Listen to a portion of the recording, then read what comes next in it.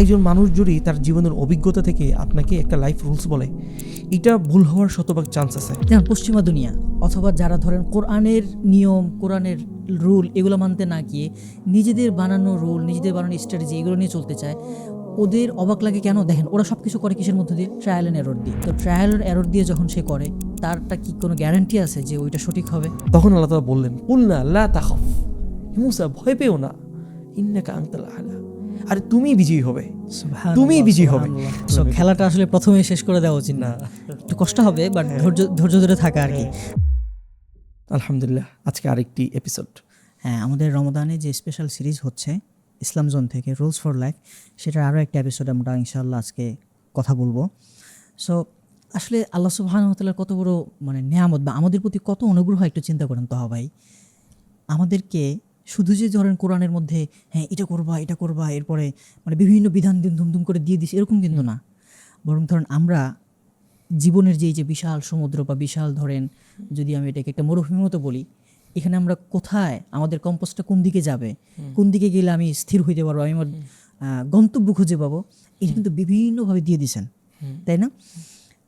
অথচ আমরা আমাদের জীবনের যে রুল, আমরা আমাদের জীবন কেমনে চালাবো, কি করব, এই সব কিছু কোত্থেকে নেওয়ার চেষ্টা করি, এমন জায়গা থেকে নেই যেটা আসলে মুসলিম দুজনে অ্যাপ্রোপ্রিয়েট, যেটার কোনো স্টেবিলিটি নাই। আমরা আমাদের খেলোয়াড়দের থেকে নেওয়ার চেষ্টা করি, আমরা গায়ক থেকে নেওয়ার চেষ্টা করি, আমরা ফিল্ম অ্যাক্টর থেকে নেওয়ার চেষ্টা করি, সেলিব্রিটি থেকে নেই। হ্যাঁ, অথচ তাদের জীবন যে যেই রোল আমরা নেই, ওইটা যে প্র্যাকটিক্যালি আসলে কোনো নাই, চলে না, বা ওইটা যে আসলে স্ট্যাবিলিটি নাই, অনেক অনেক উদাহরণ আমাদের হাতের মধ্যে আছে। সো এগুলো দেখে যখন এবং আমরাও যখন ওটাকে অ্যাডপ্ট করার চেষ্টা করি, সো আমরা অনেক ধরনের হতাশার মধ্যে চলে যাই। সো আমি গ্যারান্টি দিতে পারি, আমরা যদি আমাদের লাইফ রোল কোরআন থেকে নেই, তাহলে আমরা অবশ্যই হতাশা থেকে এবং আমাদের যে জীবনে যে অনিশ্চয়তা সব কিছু থেকে আমরা কি থাকবো, সেফ থাকবো। এবং আকিব ভাই, এখানে ব্যাপারটা অনেকটা এইরকম যে ধরুন মানুষ তো ভুল করতে পারে, মানুষ তো তার পরিপার্শ্ব যারা প্রভাবিত হয়। সো একজন মানুষ যদি তার জীবনের অভিজ্ঞতা থেকে আপনাকে একটা লাইফ রুলস বলে, এটা ভুল হওয়ার শতভাগ চান্স আছে অবশ্যই। কিন্তু যেটা আল্লাহ তাআলা বলবে, এখানে তো ভুল হওয়ার বিন্দু মাত্র 0.1% কোনো সুযোগ নেই। আসলে সুবহানাল্লাহ। তবে আমার না মাঝে মাঝে অবাক লাগে, যেমন পশ্চিমা দুনিয়া অথবা যারা ধরেন কোরআনের নিয়ম, কোরআনের রুল এগুলো মানতে না গিয়ে নিজেদের বানানো রুল, নিজেদের বানানো স্ট্র্যাটেজি এগুলো নিয়ে চলতে চায়, ওদের অবাক লাগে কেন? দেখেন ওরা সব কিছু করে কিসের মধ্যে দিয়ে? ট্রায়াল অ্যান্ড এরর দিয়ে। তো ট্রায়াল অ্যান্ড এরর দিয়ে যখন সে করে, তারটা কি কোনো গ্যারান্টি আছে যে ওইটা সঠিক হবে?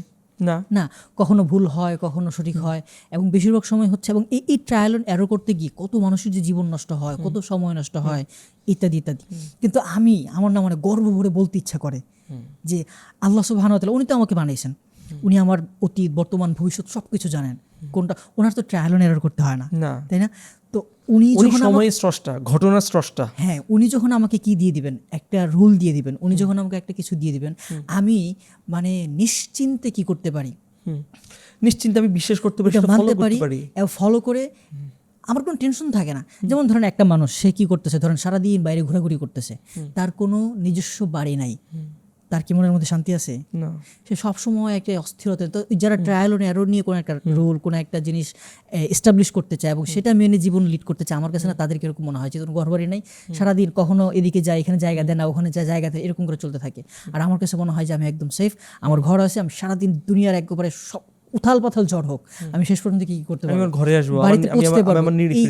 এই নিশ্চয়তাটা আমার মধ্যে আছে। এবং এটা কেন আছে?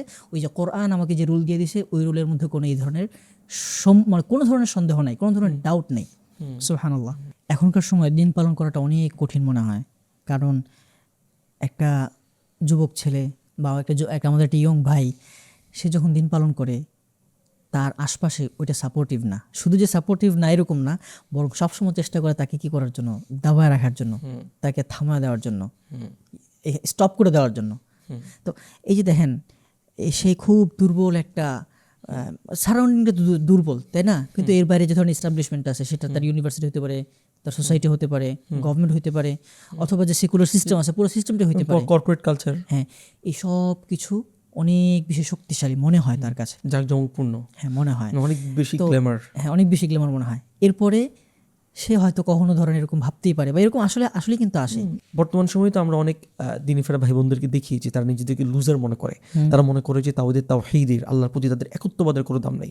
এর বিপরীতে এই যে একটা গ্লেমার লাইফ বা ফিতনার যে একটা গ্লেমার, এটা দিয়ে তারা হতভম্ব হয়ে যায়, এটা কি তারা সঠিক মনে করে এবং ফিতনার সামনে সে নিজেকে একবারে ছোট মনে করে ফেলে, মনে করে I am nothing. Right, I am nothing. ব্যাপারটা আসলে এমন না। আমরা যদি এটা যুগে যুগে হয়ে আসছে ভাই, আমরা যদি মুসা আলিহিসাল্লামের জীবনের দিকে লক্ষ্য করি, একদিকে তাওহীদবাদী মুসা আলিহিসাল্লাম এবং তার সাথে গুটি কয়েক মানুষ, অন্যদিকে ফিরাউন এবং শহরের বিশ্বের সবচেয়ে বড় বড় জাদুকর এবং তাদের এলিট আমরালা। আপনি যদি একটু চিন্তা করেন, এখনও কিন্তু মানুষ পিরামিড দিকে হতভম্ব হয়ে যায়।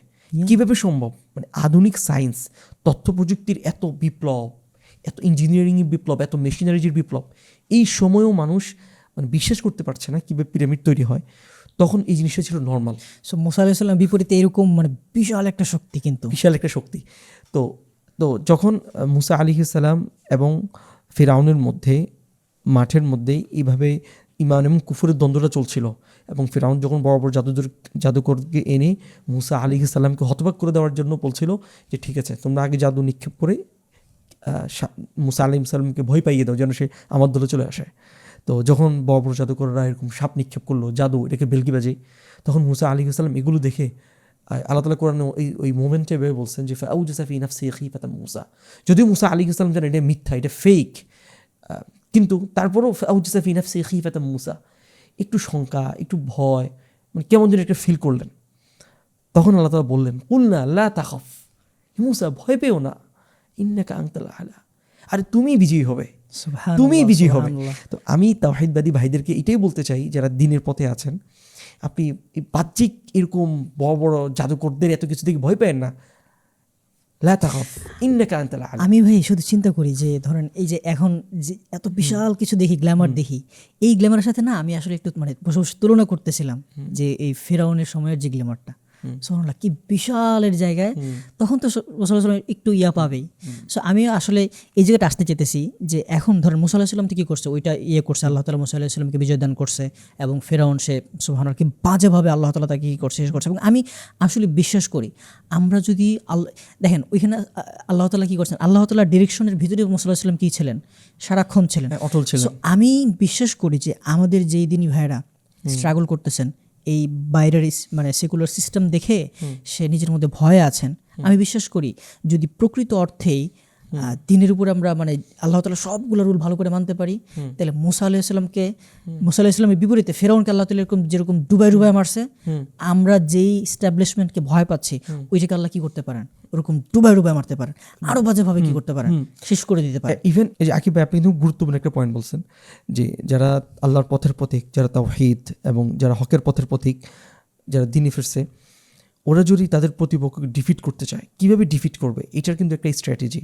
আল্লাহ তাআলা এই কোরআনেই বলে দিছে, যে এই আয়াতে এই ঘটনার মধ্যে বলে দিছে। আমরা যদি আয়াতের আগের আয়াতে যাই, সেখানের সিচুয়েশনটা কেমন ছিল, যুদ্ধের আগে একটা কন্ট্রোল রুম, সিচুয়েশন রুম থাকে না, কেমন ছিল যে মুসা আলাইহিস সালাম এবং বড় বড় জাদুকরের মধ্যে বিশাল একটা মাঠে এবং একটা ঈদের দিনের মতো, ইয়াউমুজ্জিনা কোরআন আসছে, ঈদের দিনের মতো একটা উৎসবের দিনে বিশাল একটা এই ধরনের একটা ঈমান এবং কুফরের দ্বন্দ্ব হবে। শহরের সবাই উপস্থিত, বড় বড় গণ্যমান্য জাদুকররাও আসছে। আসছে দেখলো যে আরে এক মুসা, একজন মাত্র, সাথে কিছু লোক, ও আর কি করবে, আর মধ্যে কত বড় বড় জাদুকর। তারা মুসা আলাইহিস সালামকে মনে করছে উনি একজন জাদুকর। তো ওনারা আর কি বললো, ওনারা হতাশ হয়ে গেছে একটু আসে। তো এইরকম একটা মানুষের সাথে লড়াই করার জন্য আমাদেরকে ফেরাউন ডাক দিয়ে নিয়ে আসছে। আচ্ছা, তখন তারা নর্মালি বললো যে কালু ইয়া মুসা, হে মুসা, ইম্মা আন তুলকিয়া ওয়া ইম্মা আন নাকুনা আউওয়ালা মান আলকা, যে হয় তুমি নিক্ষেপ করো, না হলে আমরা নিক্ষেপ করি। তখন মুসা আলাইহিস সালাম তো আল্লাহর প্রতি অটল বিশ্বাস, তখন তিনি বললেন না, আগে তোমরা নিক্ষেপ করো, ক্বালা বাল আলকু, তোমরা নিক্ষেপ করো। যখন তারা নিক্ষেপ করলো, তখন ফাইদা হিবালুহুম ওয়া আসিহুম ইউখায়্যালু ইলাইহি মিন সিহরিহিম আন্না তাসআ, তখন তাদের ওই যে নিক্ষেপ করা রশিগুলো বড় বড় সাপে পরিণত হলো। তখন মুসা আলাইহিস সালাম এটা দেখে অন্তর মধ্যে কিছুটা ভয় পেয়েছিলেন, ভয়ের একটা পরিবেশ তৈরি হয়েছে। তো এখানে মূল পয়েন্টটা হচ্ছে এইরকম যে প্রতিপক্ষকে আগে তার ভিতরে যা আছে, তার দলিল সব কিছু উপস্থাপন করার আগে সুযোগ দিতে হবে, সুযোগ দিতে হবে, এরপর শুরু হবে আমার খেলা, যেটা আমরা মুসা আলাইহিস সালাম করছে। সুবহানাল্লাহ। তার মানে হচ্ছে এখানে বিষয়টা যে ওরা যতই বড় হোক না কেন, ঠিক আছে, ওদের এগুলো দেখে ভয় না পেয়ে ওরা, কারণ আমি যদি ধরেন মানে আসলে যদি দিল থেকে যদি আমি দিন প্র্যাকটিস করি, আমার তো জানা আছে ওদের এগুলোর কোনো বেসলেস, ঠিক আছে। তো ওরা যা কিছু করার, ওরা যত লাফালাফি করার, যত গ্ল্যামার দেখানোর, সব দেখাইতে থাকুক। এরপরে আমি যদি ধৈর্য ধরে জাস্ট থাকতে পারি, ভয় আসতে পারে, ওই যে আপনি যেটা বললেন যে একটু ভয় তো মুসা আলাইহিস সালাম পেয়েছিলেন। সো শেষ পর্যন্ত আল্লাহ তাআলা কি করবেন? আল্লাহ তাআলা যে কুল্লা লা তাখাফ ইন্নাকা আনতাল আ'লা, আল্লাহ তাআলা আমাকেই বিজয়ী করবেন। হ্যাঁ। সো ভাই এটাই না আসলে মানে মূল স্ট্র্যাটেজি। ওরা যখন লাঠিগুলো আর হচ্ছে ওদের রশিগুলো নিক্ষেপ করছিল, ফাইদা হিবালুহুম ওয়া আসাইয়ুহুম ইউখায়্যালু আন্নাহা তাসআ, ওদের এই ছোট ছোট ইয়াগুলা বিশাল বড় বড় সাপ হয়ে হয়ে মানে একদম ফো ফো করে আসতেছিল, ঠিক আছে। কিন্তু মুসা আলাইহিস সালাম কুলনা লা তাখাফ ইন্নাকা আনতাল আ'লা, ভয় পায় না, তুমি তো কি হবা। আমাদের ওই বিশ্বাসটা রাখতে হবে, ঠিক আছে। তো এটার জন্য ওদের এগুলো দেখে প্রথমে কি করা দরকার নাই, ভয় পাওয়ার দরকার নাই, ওরা যা করতেছে করতে থাকুক, বাট আমার জাস্ট এবং ওদেরকে পরিপূর্ণ সবকিছু উপস্থাপন করার সুযোগ দিবে। হ্যাঁ, সুযোগ দেওয়ার পরে এরপর মুসা আলাইহিস সালাম যেটা করছে, উনি নিজে নিক্ষেপ করছে। নিক্ষেপ করার পর এরপর আমি আস্তে আস্তে ওদেরগুলো কাটতে থাকবো। আমি যদি আমাদের সমাজের মধ্যে এই ধরনের গ্ল্যামার দেখি, তাহলে আমার স্ট্র্যাটেজি কি হবে? মুসা আলাইহিস সালাম। এটা থেকে আমাদের আরেকটা শিক্ষা আছে, এটা হচ্ছে আমরা আমাদের ডেইলি লাইফে, স্কুল, কলেজ, ভার্সিটিতে, দিনী টপিকে, বিভিন্ন টপিকে আমরা কিন্তু কি করি, বিভিন্ন বিষয় ডিবেট করি। তো ডিবেটের ক্ষেত্রে এটা অনেক বড় একটা নীতি আমরা এখান থেকেও পাই, যে আমরা শুরুতেই আমার ঝুলিতে যতগুলো যুক্তি আছে সব আমি উপস্থাপন করে দেবো না, বরং আমি মুসা আলাইহিস সালামের মতো প্রতিপক্ষকে সুযোগ দিব যে তুমি তোমার কি কি যুক্তি আছে আগে উপস্থাপন করো। আচ্ছা, কারণ তুমি তো জানো তুমি সত্যবাদের পথিক। এরপর সে যখন তার সবগুলো দলিল উল্লেখ করবে, এরপর একটা একটা একটা একটা করে ওগুলো কাটতে হবে, যেন সে লাজবাব হয়ে যায়। এমন দলিল দিতে হবে যেন তার দলিলগুলো পিছনে পড়লে তোমার দলিল শক্তিশালী হয়ে যায়, তোমার লজিক শক্তিশালী হয়ে যায়। যেন মুসা আলাইহিস সালামের ক্ষেত্রে হয়েছিল যে তিনি এমন সাপ উপস্থাপন করছেন আল্লাহ তাআলার হুকুমে, এটা অন্য সবগুলো সাপ খেয়ে ফেলছিল। পরবর্তীতে সেই জাদুকরে এটা বলতে বাধ্য হয়েছে, আমান্না বিরব্বি হারুন ও মুসা। এতে আশেপাশে মানুষ এটা বলতে বাধ্য হবে না, এই ভাই সঠিক আছে। সো ইউসুফ আলাইহিস সালামের ঘটনার মধ্যেও কিন্তু আমরা এই সেম রুলটা পাই। কিভাবে দুর্ভিক্ষের সময় যখন তার ভাইয়ের আসছে খাবার সংগ্রহ নেওয়ার জন্য, খাদ্য সহায়তা নেওয়ার জন্য, তখন ওনার ভাইকে তো দেখে চিনে ফেলছে বেনিয়ামিন, তো ওনার যে আপনার এই যে যত জিনিসপত্র আছে সেখানে একটা পেয়ালা রেখে দিছে, রেখে দিয়ে এরপরে পরের দিন ঘোষণা করছে যে বাসার পানপাত্র, পেয়ালা হারায় গেছে, সেটা খুঁজে পাওয়া যাচ্ছে না। সো এটা কেন করলেন? যদি খুঁজে পায় তাহলে মানে একটু জরিমানা ধরে ভাইটাকে রেখে দিতে পারবেন। এটা ওনার একটা স্ট্র্যাটেজি, যাতে করে ওনার বাবা, ওনার ভাই সবাইকে উনি দেখতে পারেন, যেহেতু অনেক দিন পর্যন্ত ওনাদের অনুপস্থিতি আছেন এবং ওনার একটা অন্যরকম জীবন গেছেন। তো এরপরে উনি কি করছেন, পরের দিন সকালে ঘোষণার পরে ওনার ভাইদেরকে, উনি তো জানেন যে সব ভাইয়ের কাছে কি নাই, আছে শুধু একজনের কাছে, তো যাদের কাছে নাই তাদের দিয়ে খোঁজা শুরু করছেন। এবং যখন খুঁজতেছেন একজন একজন করে, প্রত্যেক ভাই তৃপ্তির ঢিগো তুলতেছে যে আমারটাই তো পাওয়া যায় নাই, তার মানে আমার কোনো সমস্যা হবে না। আবার তারা কিন্তু ভাই নবী পরিবার, আর নবী পরিবার চুরি করবে এটা তো কল্পনার অতীত। ইয়াকুব আলাইহিস সালামের ছেলেরা আসছে, ওনারা চুরি করবে, এটা তো। এই ঘটনা থেকে আমরা আসলে যেটা বুঝতে পারি যে প্রথম কিন্তু ওনারা কি করছিল, যে একটা আত্মতৃপ্তি, যে না আমাদের কোনো সমস্যা নাই, কিন্তু এরপরে গিয়ে ঠিকই কি হয়ে গেছে, আতঙ্কিত হয়ে গেছে। সো এইভাবে না আসলে যদি শত্রুর জন্য প্রথমে ফ্লোরটা ছেড়ে দেওয়া হয়, তাহলে দেখা যায় যে ওদেরকে কি করা যায়, একাধিকবার আপনার একটা ভয়ের মধ্যে ফেলে দেওয়া যায়। হ্যাঁ, এটা রাসূল সাল্লাল্লাহু আলাইহি ওয়াসাল্লাম জীবনীতেও আমরা পাই। রাসূলুল্লাহ সাল্লাল্লাহু আলাইহি ওয়াসাল্লাম যখন কোথাও যুদ্ধে বের হতেন সাহাবীদের নিয়ে, এখনও কিন্তু মানে যুদ্ধের জন্য, যুদ্ধের ময়দানে প্রচুর জাসুস মানে গোয়েন্দা থাকে। এবং আল্লাহ রাসূল বলেই গেছেন, আল হারবু খিদা, যুদ্ধ হচ্ছে একটা প্রতারণার নাম। তো রাসূল সাল্লাল্লাহু আলাইহি ওয়াসাল্লাম যখন কোথাও যুদ্ধের জন্য বের হতেন সাহাবীদের নিয়ে, তখন একটা যে রিয়েল পথ আর একটা যে ফেক পথ, মানে কোন পথে যুদ্ধের ময়দানে যাবেন, কোন পথে যুদ্ধের ময়দানে যাবেন এটা গোপন রাখতেন, কিন্তু অন্য পথ সম্পর্কে খোঁজখবর নিতেন। আচ্ছা এটা দিয়ে কি যুদ্ধের ময়দানে যাওয়া যাবে, এটা দিয়ে কোনো যাওয়া যায়, তো উনি কিছুদিন পথ দিয়ে যেতে আবার পথ চেঞ্জ করতেন। তো আল্লাহ রাসূল যখন এই বিকল্প মিথ্যা ফেক পথের কথা জিজ্ঞাসা করতেন, অথবা এই পথ দিয়ে কিছু দূর যেতেন, তখন কিন্তু গোয়েন্দার তথ্য পাঠিয়ে দিত, ও রাসূল সাল্লাল্লাহু আলাইহি ওয়াসাল্লাম তার দলবল নিয়ে এই রাস্তা দিয়ে আসতেছে। কিন্তু পরবর্তীতে এতে কাফেররা কি হতো, প্রিপারেশন নিয়ে নিত যে না এই পথ দিয়ে আসতেছে, আমরা এই পথে আমাদের প্রতিরক্ষা বহু তৈরি করি। কিন্তু পরবর্তী আল্লাহ রাসূল পথ চেঞ্জ করে যখন পিছন দিয়ে এসে আক্রমণ করতেন বা অন্য পাশ দিয়ে আক্রমণ করতেন, তখন তারা এই সেম বাল আলকো এই নীতিটাই, যে প্রথমে কাফেরদেরকে একটা, প্রতিপক্ষকে একটা কমফোর্ট জোন দাও, তাদেরকে তাদের সব কিছু নিয়ে প্রিপারেশন নিতে দাও, এরপর এমনভাবে তাদেরকে অ্যাটাক করো যেন তার দুমড়ে মুচড়ে যায়। এইভাবে রাসূল সাল্লাল্লাহু আলাইহি ওয়াসাল্লাম খেলাটা আসলে প্রথমেই শেষ করে দেওয়া উচিত না, একটু কষ্ট হবে, বাট ধৈর্য ধরে থাকা আর কি। মানে আমরা না, এই যে দেখেন, আমরা যদি ইয়ার কথা বলি, আহমেদ দিদাদের কথা বলি, তারপরে জাকির নায়েকের কথা বলি, এরপরে আরেকজন ইমাম ইবনে তাইমিয়া, হ্যাঁ, ওনাদের কথা যদি ওনারা আসলে ধরেন ইবনে তাইমিয়ার সময় তো অনেক কি হইতো, মানে ডিবেট হইতো বা মুনাজারা হইতো। তারপরে আর এই যে ডক্টর জাকির নায়েক এবং আহমদ ওনাদের তো ধরেন আমরা নিজেরাই দেখি। হ্যাঁ, তো ওনারা যখন দেখবেন যখন কোনো প্রশ্ন করে, ওনাদের মানে অডিয়েন্স থেকে যখন প্রশ্ন আসে, নর্মালি অনেক মানে যারা ধরেন এতটা কিনা পারদর্শী না বা এতটা বিজ্ঞ না, ওনাদের কাছে যদি ধরেন ইসলাম নিয়ে কোনো উল্টাপাল্টা প্রশ্ন করে, তারা মানে প্রথমে একটু মানে ট্রিগার খেয়ে যায়, হ্যাঁ কি করতেছো, কি বলতেছো এইসব। কিন্তু ওনাদের তো যখন আপনি প্রথমে কি করতেছেন, এই কি করতেছো করে থামাই দিলেন, তখন কিন্তু আসলে মানে খেলাটাই হইলো না, একটা মাঠই তৈরি হলো না, খেলাটা জমলো না। কিন্তু দেখবেন ওনাদের যে ডিবেটগুলা পাবলিক টক ওনারা যখন বলেন, এমনভাবে প্রশ্ন করার সুযোগ দেন যে প্রশ্ন করার পরে মানে চুপ করে শুনে, হ্যাঁ চুপ করে শুনে থাকে। তো মানে ওই যে প্রশ্ন করতেছে তাকে একটা ফিল দেওয়া, এবং সাধারণ মানুষ দেখে মনে করে আল্লাহ এই বেটা যেই প্রশ্ন করছে এবং উনি চুপ করে শুনতেছে, কিচ্ছু বলতেছে না, তার মনে হয় কি হয়তো ওনার কাছে এটার কোনো উত্তর নাই, অথবা উনি মেনে নিচ্ছেন ওই লোক যা বলতেছে। এরপরে ধরেন ডক্টর জাকির নায়েক বলে যে brother asked a very good question, এইটা বলে এরপর ওটাকে এক্সপ্লেন করে এরপরে ঠিক আছে, এরপর যখন ধরেন এক একটা উত্তর দিতে থাকে না, তখন হচ্ছে মানুষ যেটা ফিল পায়, মানুষ প্রথমে কি করছে, একবার মনে করছে কি যে প্রশ্ন করতেছে এতে এমনভাবে প্রশ্ন করতেছে একদম ঘায়াল করে দিতেছে, উনি একটা ধরেন মানে ভান করার মতো যে আমি কিনা। তো উনি মূলত ওই লোকে ওই যে বাল আল কো, সে কি করতেছে ওদেরকে আগে দিতেছে, তোমার কি কি আছে, তোমার ভান্ডারে কি কি আছে সব কিছু বলো, বলার পরে এরপরে যখন কি করবে ধরেন মানে তার একটা উত্তর দিবে, এবং আসলে তেমনভাবে উত্তরগুলো দেয় যে সে আসলে ধরেন মানে কিছুই বলতে পারে না, একবারে ভ্যানিশ করে দেওয়া এবং মানুষকে পুরো চমকাই দেয়। তখন আসলে মানুষ বুঝতে পারে যে ও যে ধরেন এত গ্ল্যামার দেখাইছে না, ওইগুলো আসলে ফাও। আপনি এই কথাটা শুনে আমার ইবনে তাইমিয়া রাহিমাহুল্লাহর কথা যদি বলছেন, ইবনে তাইমিয়া রাহিমাহুল্লাহর একটা ঘটনা বলবো না, এটা ওনার ইতিহাসে আমি ওনার জীবনীতে পড়েছি যে ইবনে তাইমিয়া রাহিমাহুল্লাহর এই যে প্রত্যুত্তর দেওয়ার যে নীতি, এবং উনি সব কিছু শুনে এমন কঠোরভাবে উত্তর দিতেন, মানে প্রতিপক্ষকে একবার ভ্যানিশ করে দিতেন এবং খুব কঠোরভাবে উত্তর দিতেন। এই কঠোরতার একটু সমালোচনা আছে ইতিহাসে। ইবনে তাইমিয়া এত কঠোরভাবে না দিলেও পারতেন, কিন্তু ইসলামের ব্যাপারে আসলে ইবনে তাইমিয়া রাহিমাহুল্লাহ এতটা মানে ঘায়রিত ভুগতেন যে তুচ্ছ একটা ব্যাপার তুমি বুঝতেছো না, আবার আসছো এটা নিয়ে মনোজারা করতে, তোমার জ্ঞানের লেভেল এরকম, মানে ব্যাপারটা অনেকটা এরকম অ্যাটিটিউড ফুটে উঠতো। ভাই এটা তো ফাতে মক্কাতেও বোঝা যায়। আল্লাহ রসুল সাল্লাল্লাহু আলাইহি ওয়াসাল্লামের একবারে শুরু থেকে যদি দেখি, মক্কাতে আল্লাহ রসুল একবার স্তিমিত, মানে কিছু বলেন না কাফেরদেরকে, ওরা আমাদেরকে মারতে আসে, সাহাবায়ে কেরাম যুদ্ধের অনুমতি চান না, জিহাদের বিধান দেন নাই। মদিনাতে বদর যুদ্ধ দিয়ে যুদ্ধের সূচনা হলো, এরপর হুদাইবিয়া সন্ধি তো সাহাবায়ে কেরাম মধ্যে মানে অনেকেই হয়ে গেছেন যে আল্লাহ রসুল কী চুক্তি করতেছেন, কোনো চুক্তি হলো, আমাদেরকে সব কিছু আমাদের বিপক্ষে যাচ্ছে, সব কুরাইশদের পক্ষে যাচ্ছে, কিন্তু না, এখানে খেলা শেষ হয় নাই। ফাতে মক্কার দ্বারা রাসূল সাল্লাল্লাহু আলাইহি ওয়াসাল্লাম কেমন সে কওলাবল আলকুন নীতি দেখালেন যে ঠিক আছে তোমরা আমাদের বিরুদ্ধে চুক্তি করতেছো, যুদ্ধ করতেছো, আমাদেরকে ডিফিট করতেছো, অসুবিধা নেই।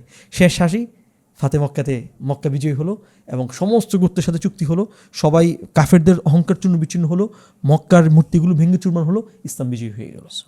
সুবহানাল্লাহ। এটাই প্রাথমিকভাবে যদি অনেক গ্ল্যামার দেখি, এটার মানে যে শেষে আর কি হবে না, আমার কোনো মানে আমি বাঁচতে পারবো না, এই ধরনের কোনো কিন্তু মানে নেই।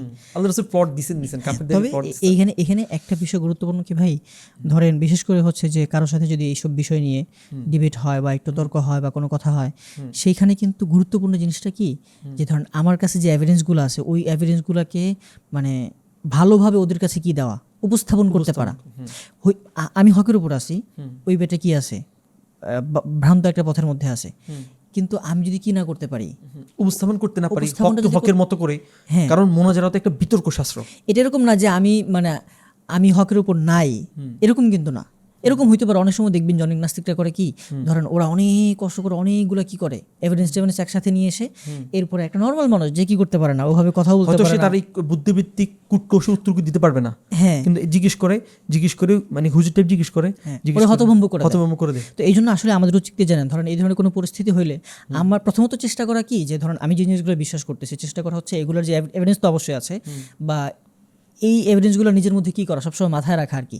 সেভাবে যদি কেউ করে তাদেরকে যেন কি করা দেয়, একদম উত্তরটা যেন দেওয়া যায়, অ্যান্সারটা যেন দেওয়া যায়, ঠিক আছে। কিন্তু যদি এমন হয় যে ঠিক আছে আমাকে কেউ একটা প্রশ্ন করছে, ওইটা আমার কেমন টালমাটাল অবস্থা, আমি এটা বুঝতে পারতেছি না, তো সবাই আমার তো সবসময় যে আমি সবকিছু জানবো এমন তো কোনো কথা না, আমি বলবো যে ভাই আমি এটা জানতেছি না, বাস ছেড়ে দেওয়া আর কি। তো সব কথা সামারি কওলাবাদ আলকু, কোরআনের এই যে একটা নীতি বা রুলস ফর লাইফের যে সিরিজের আজকের যেটা, যে প্রতিপক্ষকে সুযোগ দেওয়া, তাকে সুযোগ দিয়ে প্রথমে তাকে একটা দুর্বল পয়েন্টে টেনে নিয়ে আসা, সুযোগ দিয়ে তার ঝুলিতে যা কিছু আছে সব কিছু উপস্থাপন করে এরপরে আমি আমারটা শুরু করব, যেন সে একবার ধূলিসাৎ হয়ে যায়। এবং শুরুতেই আমি যদি নিজে সব কিছু আমি করে দেই, ঝুলিতে যা কিছু আছে সব উজাড় করে দেই, তাহলে জিনিসটা আসলে ওই যে এলিমেন্ট অফ সারপ্রাইজ একটা বলে কথা আছে, যে হঠাৎ আক্রমণ করে শত্রুদেরকে যে করে দিয়ে যে এই জিনিসটা আর থাকে না। এইভাবে উত্তর দিলে দুইটা জিনিস হয়, একটা হচ্ছে শত্রুর ভিতরেও তো একটা মানে কনফিডেন্স ছিল যে আমার সামনে মনে হয় কেউ টিকতে পারবে না, কিন্তু এই যে তার আত্মবিশ্বাস এটা সে ভেঙে গেছে, এটা একটা পরাজয়ের প্রথম একটা স্বাদ পাইলো। আরেকটা জিনিস মাথায় রাখতে হবে, ধরেন আপনি যখন কারোর সাথে যুদ্ধ করতেছেন, সেটা রিয়েল যুদ্ধ হইতে পারে অথবা বুদ্ধিবৃত্তিকভাবে কথার যুদ্ধ হইতে পারে, এনি কাইন্ড অফ যুদ্ধ, আমার শত্রু যে তার যে দুর্বলতাগুলো আছে, তার যে উইকনেস আছে, ওইটা কিন্তু আমার জানতে হবে। আমার যে সবসময় শত্রুকে এভিডেন্স দিয়ে ঘায়াল করতে হবে এরকম কোনো কথা নাই কিন্তু। ধরুন ওই বেটা এরকম করে একটা কথা বলছে, ওর কথার মধ্যে একটা ফাঁকফোকর থাকে, ওইটা জাস্ট তাকে ধরায় দিলে কি সে দেখবেন আর কিছুই করতে পারতেছে না, ঠিক আছে। যেমন মুসা আলাইহিস সালামের কাহিনীর মধ্যে যদি আমরা দেখি, দেখবেন উনি কি করছিল, যে মাউআইদুকুম ইয়াউমুজ যিনা, উনি জানতো যে ইয়াউমুজ যিনা বা যে ঈদের দিন বা একটা অনুষ্ঠানের দিন যখন সবাই একসাথে হবে, ওই মুহূর্তে যদি কি করে দেওয়া যায়, এত বিশাল ফেরাউনকে যদি কোনোভাবে একটু মানে ঘায়াল করে দেওয়া যায়, সব মানুষ কিন্তু কি করবে, এই যে আমান্না বিরব্বি হারুন ও মুসা, এই প্রেক্ষাপট তৈরি হবে। কেন? কারণ এই যে দুর্বলতাটা কি করছে, আইডেন্টিফাই করতে পারছে, এরপরে কি করতে পারছে, সেই আঘাতটা করতে পারছে। তো আমাদেরও দিন পালন করতে গেলে ধরেন আমরা যদি একদম খুব সহজ সরল মনে যদি দিনের বিষয়গুলো জেনে জেনে যদি সামনে আগাইতে যাই, তাহলে আমাকে কি করবে, মানে আমি আসলে মানে হাঁটতে পারবো না। তো এই জন্য আমাকে যারা আটকায় দিতে চায়, সেকুলার যে সিস্টেম আছে ওদের, ধরেন আপনার মডার্নিজম, তারপরে ফ্যামিনিজম, এরকম যত ইজম আছে, যত ভ্রান্ত আকিদা আছে, ভ্রান্ত বিশ্বাস আছে, এগুলোর প্রত্যেকটার যে ফাঁকফোকর আছে, এগুলোর তো কোনো বেশ নেই।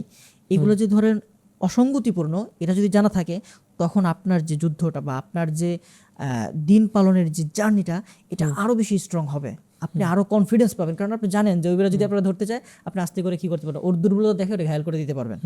সুবহানাল্লাহ।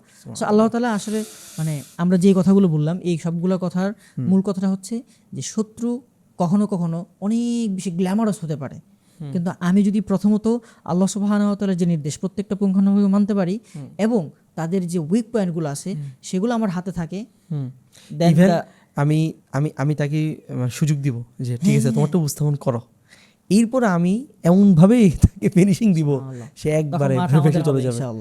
আল্লাহ তাআলা আমাদেরকে এই যে ক্বালাবাল আলকু যে নীতি, এই নীতির উপর আল্লাহ তাআলা আমাদেরকে এটা আমাদের জীবনে বাস্তবায়ন করে তৌফিক দিক। আমিন। আসসালামু আলাইকুম ওয়া রাহমাতুল্লাহি ওয়া বারাকাতুহু। প্রিয় মুসলিম দিনী ভাই এবং বোন, বর্তমানে আমরা চরম ফিতনাময় পরিস্থিতিতে বসবাস করছি। আমাদের চারপাশে ফিতনার হাতছানি এবং চারপাশে এমনভাবে ফিতনা আষ্টেপৃষ্ঠে জড়িয়ে আছে যেন মাকড়সা জালের মতন। এমনই এক পরিস্থিতিতে আমরা যাত্রা শুরু করেছিলাম ইসলাম জোনের। আলহামদুলিল্লাহ, বিগত কয়েক বছরে আপনাদের ভালোবাসা সহযোগিতার মাধ্যমেই আমরা এই পর্যন্ত আসতে পেরেছি। ফালিল্লাহিল হামদ। প্রিয় দর্শক শ্রোতা, দিনী ভাই এবং বোন, আমরা যদি আমাদের এই স্বপ্নময় পথযাত্রা অব্যাহত রাখতে চাই এবং আমরা যদি আমাদের গন্তব্যে পৌঁছতে চাই, ইসলাম জোন যে লক্ষ্য এবং উদ্দেশ্য নিয়ে যাত্রা শুরু হয়েছিল, আমাদের তারুণ্যের কাছে, বাংলা ভাষাভাষী মানুষের কাছে ইসলামের বার্তাকে পৌঁছে দেওয়ার লক্ষ্যে, ইসলামের সৌন্দর্যকে পৌঁছে দেওয়ার লক্ষ্যে আপনাদের একান্ত সহযোগিতা এখন প্রয়োজন। আলহামদুলিল্লাহ, সুযোগ এসেছে আমাদের এই দাওয়াতি কাজে সহযোগী হবার। আপনিও চাইলে আমাদের সহযোগী হতে পারেন। আপনি নানাভাবে আমাদেরকে সহযোগিতা করতে পারেন। প্রথমত, আল্লাহ সুবহানাহু ওয়া তাআলার কাছে আমরা দোয়া কামনা করি, আল্লাহ সুবহানাহু ওয়া তাআলা যেন আমাদের এই স্বপ্নগুলোকে কবুল করেন এবং বাংলা ভাষাভাষী 30 কোটি মানুষের কাছে ইসলামের এই দাওয়াকে পৌঁছে দেওয়ার তৌফিক দান করেন। বিশেষত ইসলাম জোন যারা তরুণ আছে, জেনারেল পড়ুয়া দিনী ভাই বোন, তাদের কাছে ইসলামের বার্তাকে পৌঁছে দেওয়ার লক্ষ্যেই কাজ করছে। আপনি যে কোনোভাবে আমাদের পাশে এসে দাঁড়াতে পারেন। বিশেষভাবে আমরা কামনা করছি আমাদের এই যাত্রাকে অব্যাহত রাখার জন্য অর্থনৈতিক সহযোগিতা বিশেষভাবে প্রয়োজন। প্রিয় দিনী ভাই এবং বোন, আপনি যদি আমাদের পাশে থাকতে চান, তাহলে নিচে দেওয়া লিঙ্ক থেকে অথবা সরাসরি অ্যাকাউন্টের মাধ্যমে ডোনেট করতে পারেন। জাযাকুমুল্লাহ খাইর। ওয়াসসালামু আলাইকুম ওয়া রাহমাতুল্লাহি ওয়া বারাকাতুহু।